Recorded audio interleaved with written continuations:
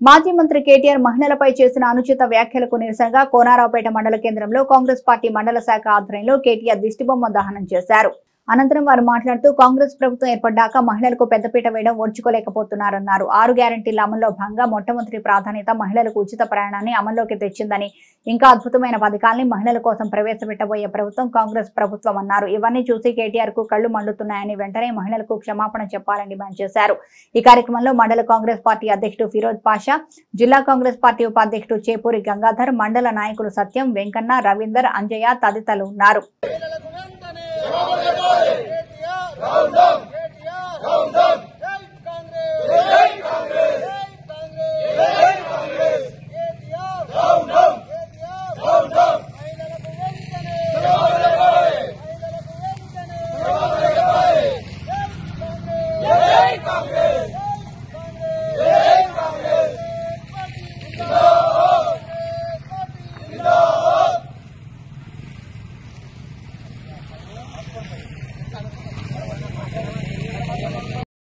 మాట్లాడినటువంటి కేటీఆర్ గారికి 100% మతి భ్రమించిందని లోకం అనుకుంటుంది.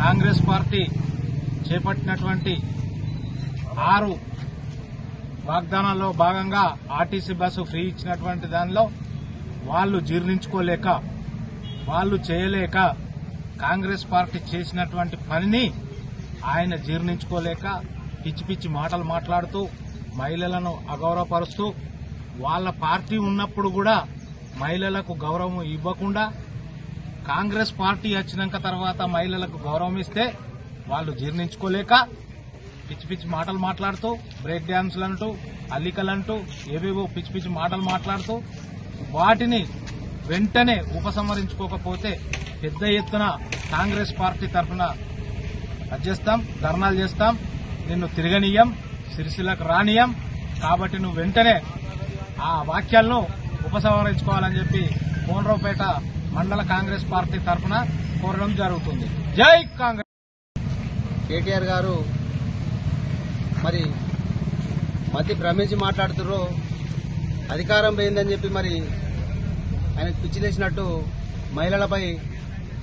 మహిళలకు గౌరవం ఇస్తే కాంగ్రెస్ పార్టీ ఆయన జీర్ణించుకోలేక మహిళలను అగౌరవపరిచేలా బస్సులో పోతే అల్లికలు, బ్రేక్ డ్యాన్సులు అనే పదాలను వాడడం మహిళా లోకానికి సిగ్గుచేటని చెప్పి మేము కేటీఆర్ గారిని హెచ్చరిస్తున్నాం.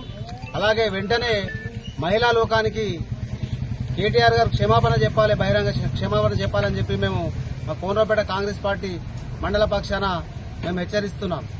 జై కాంగ్రెస్.